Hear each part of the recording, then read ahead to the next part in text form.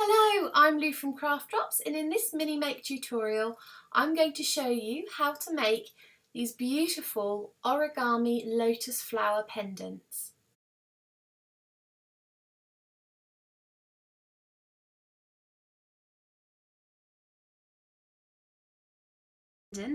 You will need some scissors,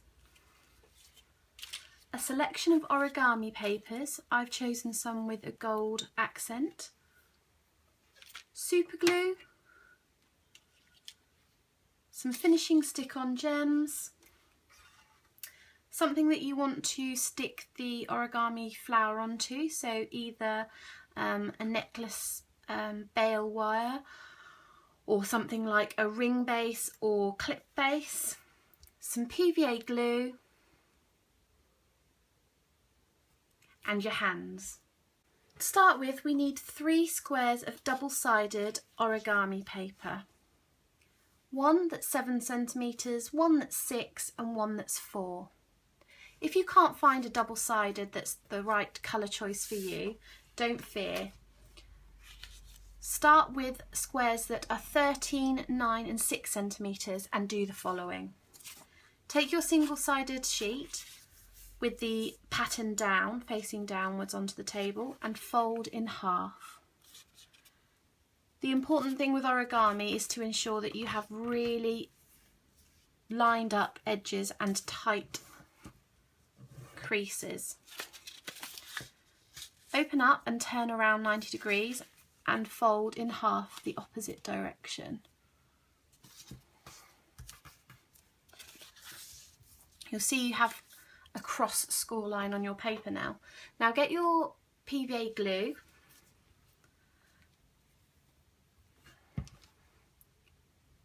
You're now going to fold in each corner to the centre using the grid lines that you've just created as a guide. You need to make sure that there's a really good tight fit between them because you don't want any gaps showing. The good thing about origami paper is the nature of its production creates a flexible but strong paper so that you have some wriggle movement, especially when we add the glue in a moment. So fold in all 4 corners.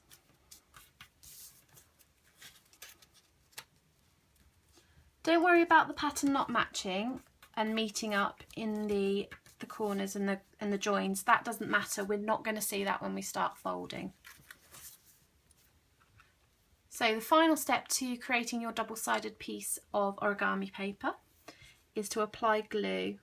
You don't need a lot, but it needs to be sufficient to bond all of the paper together, making sure you go right into the corners because those are the parts that have the most pressure on them when we start folding. And again, fold them in.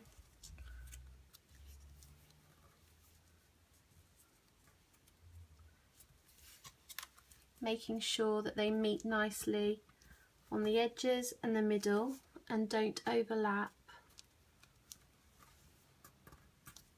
or have any gaps.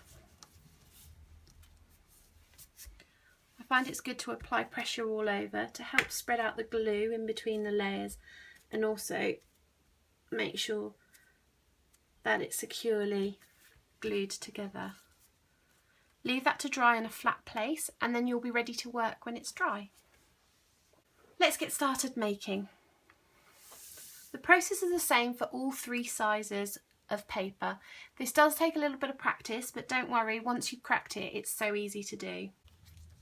Start with your largest and fold your square in half, lining up the edges nicely in corners and creating a strong crease. Open up, turn 90 degrees and do the same the other way. You should now have a crossed crease in the centre of your paper. The next step is to fold the corners in. Do this so that you line up on the creases either side of the corner. Create a really strong crease. The cleaner the crease and crisper the crease, the better the folding will be when we create the flower. Do this on all 4 sides.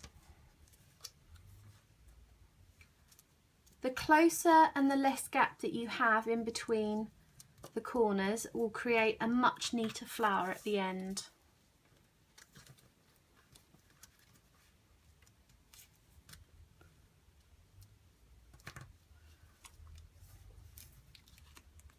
Once you've done that, you need to turn it so that that folded side is facing down onto the table.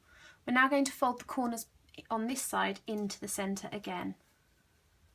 This side there's no guidelines either side, but you'll be able to do it quite easily. Following this line that occurs when you fold it over, make sure that it follows in a straight line to the opposite corner. Do this for all 4 sides.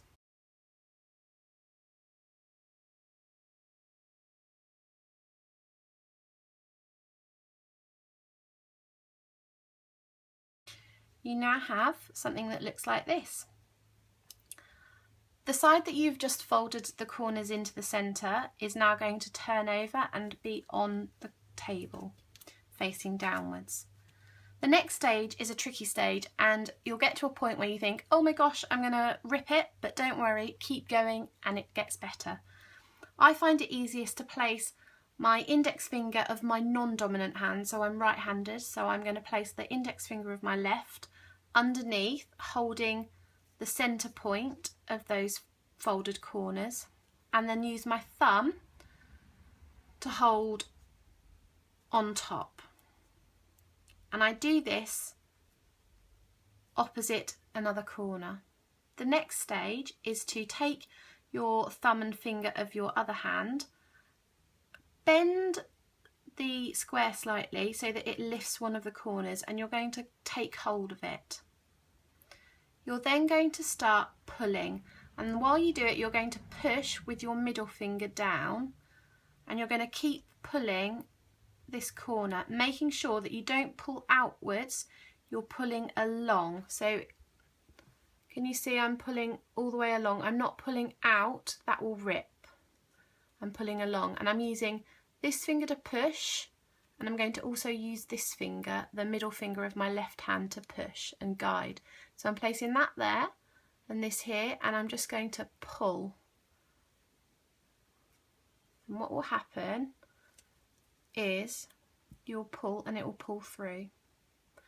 Okay, turn, keeping your finger holding the corners into the centre. I span it round slightly so I'm on a different corner now. Push the corner down and grab that almost leaf that comes up. Pinch that with your finger and thumb and pull along the petal until it comes through, like so. Do this for all 4 corners. Push down, pinch that leaf that comes up and pull. Again, final corner.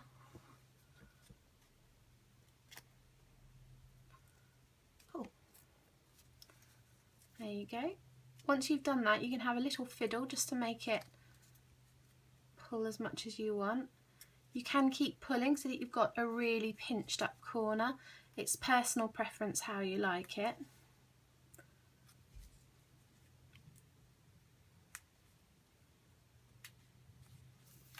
That's the first layer. Do this with all 3 pieces. The smaller one just takes a little bit more patience as you pull the corners over, but it's absolutely fine. I'm going to do that and come back to you.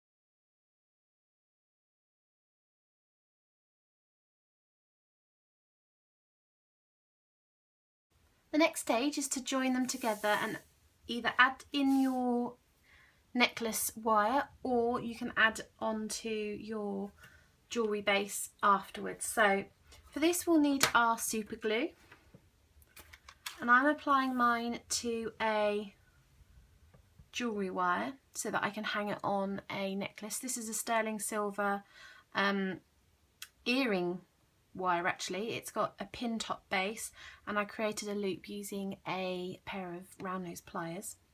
So we're going to layer that up and we're going to embed this as we glue so that this stays in the centre and holds on to our necklace really firmly.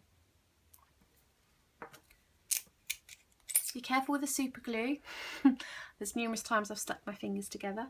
So apply a generous amount in the centre, enough to soak underneath these layers here and also on the top to hold on to this wire, and place it in the centre.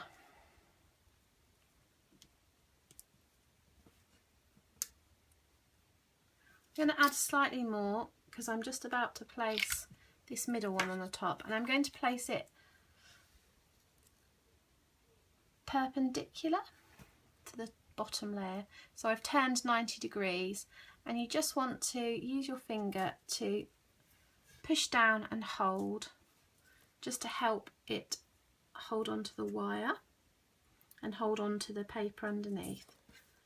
So I've used my finger just to push down there. You then need to apply another drop. Again, generous enough to go underneath the layers but also to sit on top so that you can attach the next flower.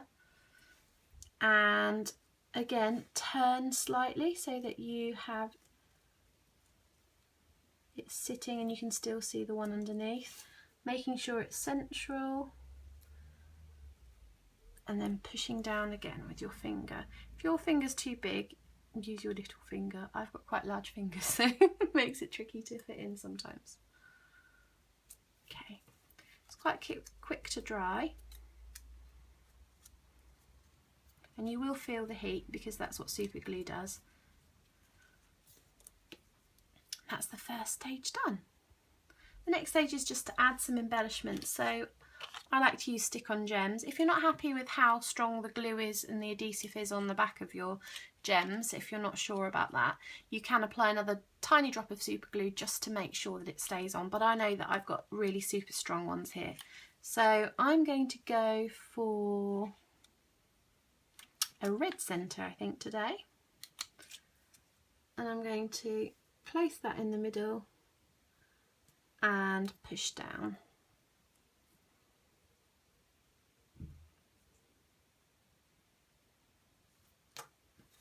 Now you're not limited by how many gems you add on. You could add some onto the tips if that's what you fancy. The options are completely up to you. The possibilities are endless.